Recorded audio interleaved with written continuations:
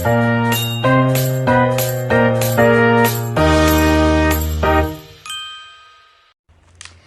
semuanya, perkenalkan kami dari kelompok 7 kelas 11 yang akan memaparkan materi mengenai arsitek sistem komputer. Nah, sebelum masuk ke materi, izinkan saya untuk memperkenalkan diri. Nama saya Ning Asri dari absen 25. Di sini saya akan membahas materi di babak 1. Siapa nih di sini yang pernah kesel gara-gara laptopnya tiba-tiba lemot kayak gini pas lagi Zoom? Atau pas lagi buka tab Chrome yang lebih dari 5, laptopnya tiba-tiba nge-freeze? Nah guys, itu tuh bukan berarti laptop kalian yang jelek, tapi bisa jadi kalian yang salah pilih spesifikasi. Banyak orang mengira kalau komputernya lemot itu karena kualitasnya yang rendah, tapi masalah utamanya adalah komponennya yang gak sesuai dengan kebutuhan. Contohnya seorang pelajar yang hanya menggunakan laptop untuk Zoom, ngedit Canva, atau ngetik tugas, tapi malah membeli laptop buat gaming. Tentu itu bikin boros uang dan juga boros baterai dong ya. Sebaliknya, seorang desainer grafis malah membeli laptop murah dengan RAM yang kecil. Tentu hasil kerjanya gak optimal, jadi laptopnya pun jadi sering lemot dan sering ngehang. Jadi intinya tuh bukan berarti di mahal atau murahnya suatu perangkat, tapi di tepat atau tidaknya kita memilih komponen. Biar lebih gampang, bayangin aja komputer itu kayak sepatu. Semisal kalau mau naik gunung tapi pakai sepatu pesta kayak gini, tentu bikin capek dong ya. Tapi kalau ke sekolah menggunakan sepatu hiking kayak gini, itu juga bikin gak nyaman.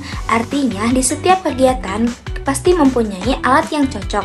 Nah, komputer juga kayak gitu. Jadi guys, disinilah kita bakal belajar menjadi arsitek komputer.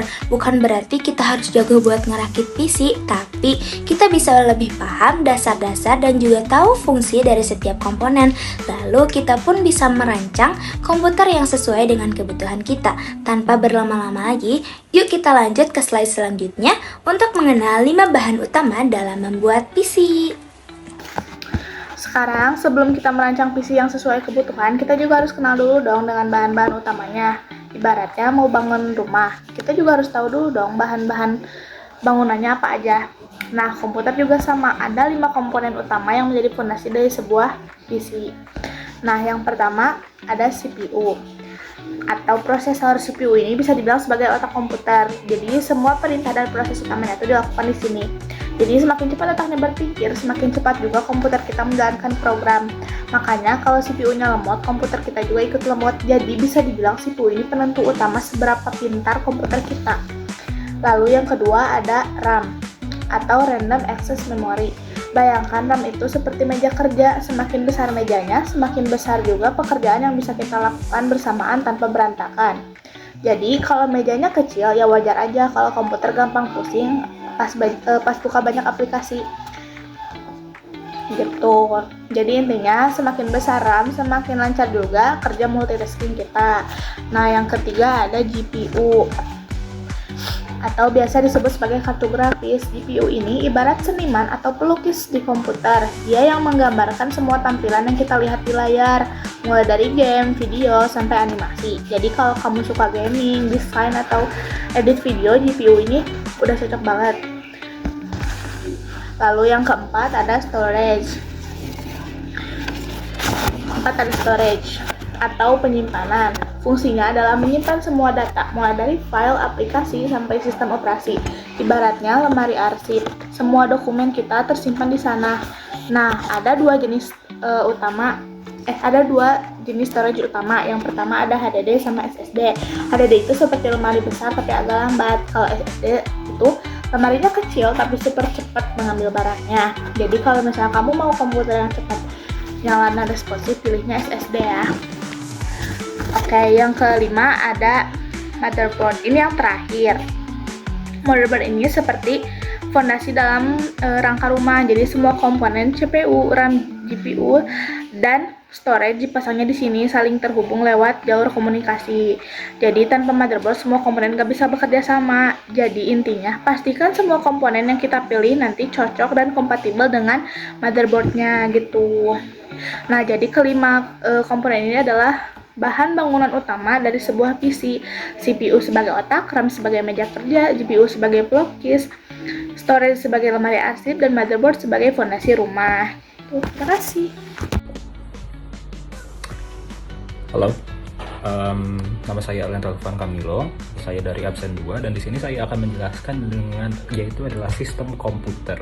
Untuk penjelasan yang saya akan berikan yaitu adalah untuk babak yang ketiga ya. Oke, kita langsung aja ke slide-nya.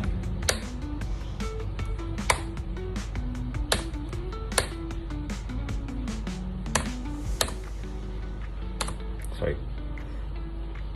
Oke. Kita bisa lihat di sini babak 3. Saya punya kasus mungkin ini sangat familiar ya dengan kita semua. Kita juga bisa mengalami kasus ini dan mungkin kita akan untuk kedepannya bisa mengalami kasus ini. Perkenalkan, di sini adalah Afas. Saya beri nama Afas. Nah, dia itu adalah seorang pelajar SMA dan dia membutuhkan suatu komputer atau suatu media untuk mengerjakan tugas-tugasnya. Tentunya kita di SMA itu sekarang ya memang sedang banyak tugas, dan apalagi tugasnya sekarang itu unik, seperti misalnya kita harus bikin PPT atau misalnya kita harus bikin di Google Docs or something. Nah, makanya Afas ini membutuhkan satu media untuk mengerjakan tugasnya dengan baik dan mungkin preferably seperti sistem komputer. Dan tentunya sebagai jadi anak SMA itu mempunyai budget yang terbatas dan dia itu hanya membutuhkan budget 7 juta. Nah, saya sudah rangkai beberapa komponen yang cocok untuk dia pilih dan dia gunakan untuk membuat komputer rakitannya sendiri. Nah, silahkan bisa dilihat di sini. Pertama yaitu adalah CPU. Nah, saya memilih CPU AMD Ryzen 5 ya, bisa dibaca sendiri. Nah, kenapa saya memilih ini dengan harga 2.150.000? Karena dengan adanya ini komputer tersebut bisa terjalan dengan secara mulus, bisa terjalan secara baik sehingga tidak harus banyak loading dan mengganggu aktivitas pembelajarannya dia. Nah, selanjutnya saya ini memilih RAM 16 GB. Mungkin untuk komputer bisa hanya untuk misalnya belajar atau misalnya membuat PPT di Canva. 16 GB itu sedikit overkill, tapi karena menyesuaikan dengan budgetnya, kenapa tidak? Oke. 16 GB itu cukup banyak sehingga dia bisa mungkin membuka Canva, membuat PPT misalnya di slide di tab selanjutnya itu bisa search di Google, atau misalnya dia bisa ada di Google Docs, atau bisa sambil mendengarkan musik, sehingga ini adalah cocok untuk komputer rakitan di bawah 7 juta. Nah, harganya itu adalah 1.098.000, 1.100.000. Nah, selanjutnya ada motherboard, yaitu adalah saya memilih Asus Prime dengan harga 1.200.000. Again, kembali lagi dengan budgetnya, saya menyesuaikan dengan budgetnya dan tentunya ini akan membantu performa dari komputernya tersebut. Selanjutnya ada storage SSD yaitu dengan 512 GB. Nah, tentunya sebagai pelajar kita itu membutuhkan storage yang cukup banyak karena mungkin kita ingin menyimpan tugas kita, atau misalnya menyimpan foto-foto, atau misalnya menyimpan PPT yang kita sudah buat untuk beberapa kelas dan lain-lainnya. Tentunya ini membutuhkan storage yang cukup besar sehingga saya memilih adalah 516 GB dan dengan harga 900.000. Selanjutnya, selanjutnya ini adalah PSU, yaitu adalah saya yang memilih itu adalah dengan harga 785. Tentunya ini akan membantu performa komputer lagi. Dan ini adalah selanjutnya yaitu adalah keyboard dan mouse. Tentunya kita tidak bisa menggunakan komputer kalau misalnya tidak menggunakan keyboard dan mouse ya. Cuman saya memilihnya itu harga yang dengan simple saja, 205.000. Ini mungkin untuk dipakai gaming kurang, tapi ya untuk performa belajar itu akan menjadi standar. Oke. Nah, selanjutnya ini adalah casingnya. Tentunya membutuhkan casing. Kalau misalnya tidak membutuhkan casing ya rada-rada susah. Dengan harga 500.000. Nah, 500.000 itu dengan ada 3 cooler, itu untuk menjaga komputernya itu tidak overheat dan tetap dingin.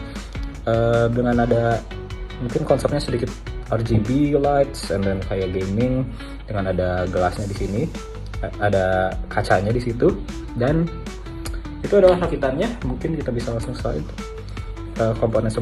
komponennya dengan harga semua, jika ditotalkan semuanya itu adalah dengan harga total yaitu adalah 6.830.000 di bawah budget.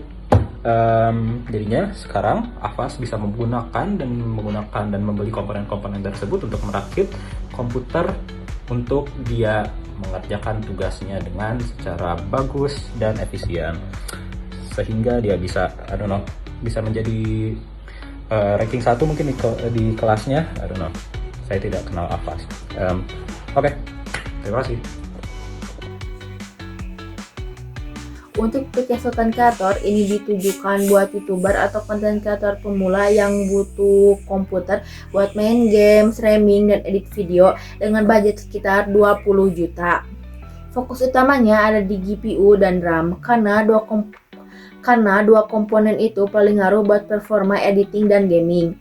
Gunakan prosesor dengan banyak core biar cepat pas rendering video, FPGA yang kuat supaya tampilan dan proses editing lebih mulus, dan RAM minimal 16 GB tapi kalau bisa 32 GB biar kerjaan berat tetap lancar tanpa nge-lag. Halo semua, perkenalkan aku Zahra Indonesia dari absen 40 dari kelompok 7. Nah, di sini aku bakal nyimpulin dari pembahasan yang udah kita bahas tadi ya. Jadi, teman-teman, dari semua yang udah kita bahas tadi bisa kita simpulkan bahwa setiap komponen komputer itu punya peran pentingnya masing-masing ya. Dimulai dari CPU. CPU itu ibaratnya otak komputer, dia yang mikir dan ngerjain semua perintah. Nah, yang kedua ada RAM. RAM itu ibarat meja kerja yang menentukan berapa banyak aplikasi yang bisa disimpan tanpa lemot. Terus yang ketiga ada GPU. GPU itu kayak seniman atau pelukis yang menampilkan visual di layar. Terus ada storage. Storage itu ibarat lemari penyimpanan, kayak lemari buat simpan aplikasi dan data gitu, lemari arsip. Nah, terus yang terakhir ada motherboard. Motherboard itu adalah fondasi yang nyatuin semua komponen biar bisa kerja bareng dengan stabil. Dari sini kita tahu ya, kalau komputer yang bagus itu bukan berarti komputer yang paling mahal, tapi yang spesifikasinya sesuai sama kebutuhan kita. Karena performa komputer itu gak ditentuin dari satu komponen aja, tapi dari keseimbangan antar bagiannya. Laptop atau PC yang lemot itu bukan nasib, tapi dari hasil pilihan spesifikasi yang kurang tepat. Kalau kita ngerti fungsinya dan milih dengan bijak, kita bisa punya komputer yang cepat, efisien, dan tahan lama. Jadi sebelum beli laptop atau PC, tanya dulu deh ke diri sendiri, sebenarnya aku mau pakai ini tuh buat apa sih? Karena yang penting bukan ikut-ikutan tren, tapi jadi pembeli yang ngerti kebutuhannya sendiri. Sekian pembahasan dari kami. Mohon maaf apabila ada kesalahan dalam bertutur kata atau menyampaikan materi. Wassalamualaikum warahmatullahi wabarakatuh.